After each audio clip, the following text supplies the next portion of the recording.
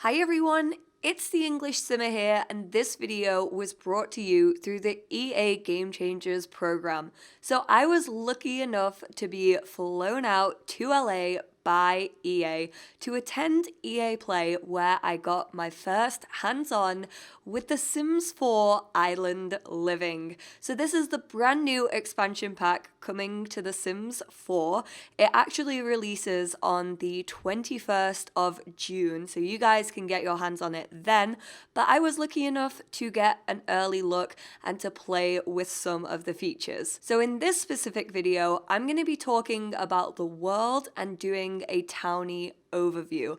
I did this back for Get Famous when we got Del Sol Valley, and now I am doing it for the world of Sulani, and I cannot wait to show you guys what the team have created for this one. So here we have the world icon. As you guys can see, it is all about the island. We have some dolphins, which we do actually have in the game. I'm going to be going over all of that in my gameplay video, which will hopefully be up sometime after this video is released. But the world icon is gorgeous and I love it. And it kind of just sums up what Sulani is all about. Sun, sea, sand, and dolphins.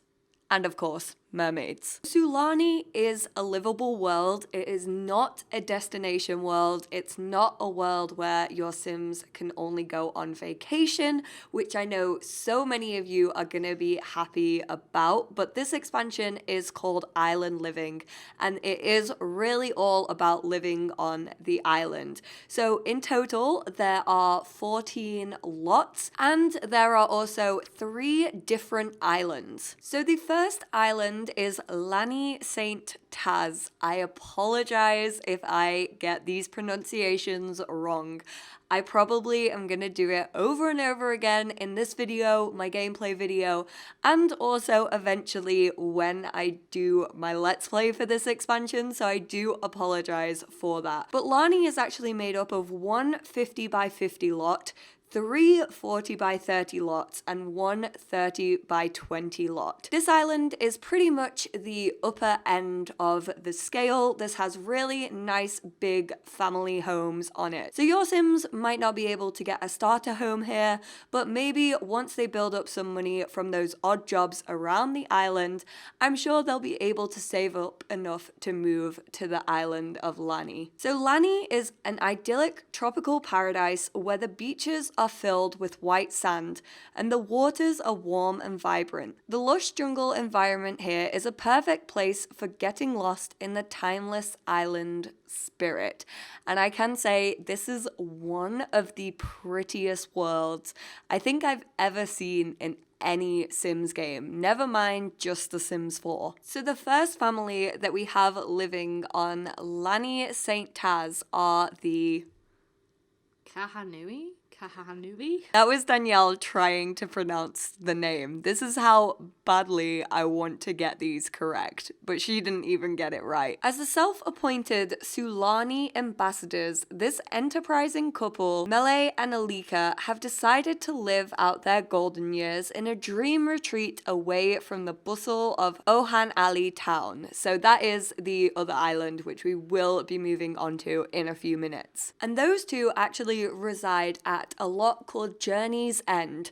Retreat into the ultimate island experience where relaxing into the sun and sand are within a short walk from the front door. Next up, we have the Nagatas. Coming to Sulani for inspiration, Layla didn't expect to fall in love so deeply with the islands. And it wasn't just the scenery that she fell for, but also for Oliana and her son Tane, that welcomed her so easily into their family. The three are now an inseparable trio that calls Sulani their home, enjoying the sand and the ocean at their own pace. And these guys reside at Reef Finery. This remote beachfront loft mixes contemporary design with traditional elements as it sits on the edge of island civilization and marine bliss. Then we actually have an empty residential lot, which is pier perfection. When living right on the water is a goal, you can find pier perfection right here. So this might actually be a nice home if you do decide to upscale slightly, but still want those beachfront views that you can also get in the hustle and bustle of the town island. After that, we have some very exciting news, which is a new lot type, which is obviously beaches. We couldn't have islands without beaches. So this is San Simonian Beach. Surrounded on all sides by tranquil waters, this beach is a must-visit destination for any island lover. Only the finest of lounge amenities fill this beach to enjoy a relaxing day or night by the calming waters. And I may have forgot to mention this, but I'm fairly sure you guys will see some new lot traits hanging around, but I am going to go over those in my video that will be uploaded later on, so keep an eye out for my gameplay. And finally, we have the empty 50 by 50 lot, which is Sapphire Shores. Pristine white sand where tropical water ebbs against the shore, and the ocean is teeming with life. Locations like this are the true island living dream. Just imagine all the tropical mansions you could fit onto that lot. Next up is the island, which is probably the most active. This is known as the Town Island. This is where festivities are usually held, and it's definitely got more hustle and bustle than the other two islands. So we have Ohan Ali Town. Once a tiny fishing camp that was nestled between tropic jungles and calm lagoon waters, Ohanali Town has become one of the most bustling areas of Sulani. Developing into the main town of the region has not changed the deeply rooted sense of community and their strong connection to the island traditions. So there are actually festivals which happen in this world, and they aren't like San Myshuno. You don't actually get a pop-up for them, but most of them will actually occur on this island, so you do have to keep an eye out for them. Ohanali is actually made up of 6 lots. Some of these are residential and some of them are actually to represent the town life. We have one 40 by 30 lot, 2 30 by 30 lots, 2 30 by 20 lots, and 1 20 by 20 lot. Living here, we have the Hoapili family. Sitting high above the center of Ohanali town, Keela watches over the townsfolk that look to her for guidance. This spirited, young at heart grandmother has taken young Leah under her wing to pass on the knowledge and cultural history of Sulani through the generations. And these two reside at Chieftain's Villa. This traditional home of the tribal leader has been built up over the generations from the earliest island settlement into the modern era. Still, it remains the seat of Ohanali town's spiritual and civil influence. I think if I were going to be playing any townie family, I'm fairly sure it would be these two. I really like the backstory that they had, and I cannot wait to get to know them better throughout my Let's Play. Next up, we have a family of 4 known as the Keylight. The Keylight are the epitome of Sulani, an industrious, welcoming, and tight-knit young family firmly rooted in island tradition to honor the past while supporting the bright future of their extended family community. As you can tell, community is super, super important in this expansion pack, and they actually live on a lot called Kinship. Once an old fishing boat dock, Kinship was recently repurposed into a charming waterfront home. This sizable waterfront lot is now perfect for an active, close-knit family. I just love those called Kinship. We also have Lagoon Look. Ideally situated on the gentle shores of Ohanali Cove, this simple but well-appointed beach house awaits its forever family. Who knows, maybe your Sims are gonna live in this home. Next up is Tangled Flat, which I kind of always forget is there because I find it so oddly placed on the map. Even when I was scanning over them, I kept missing this lot out.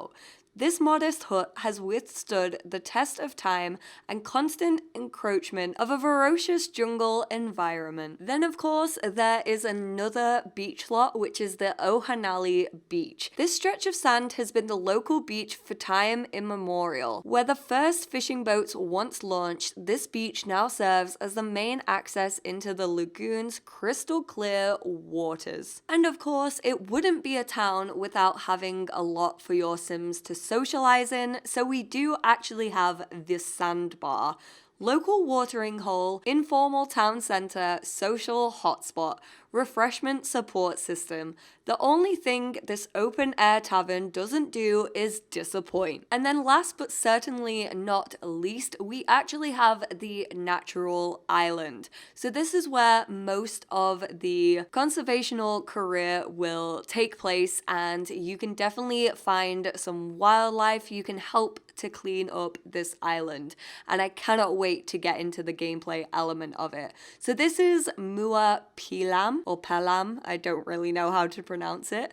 Nature rules this island. From the active volcano, of course, how could I forget? We have an active volcano. Honestly, that volcano probably isn't gonna erupt as much as you guys watching this video every single time I pronounce something wrong.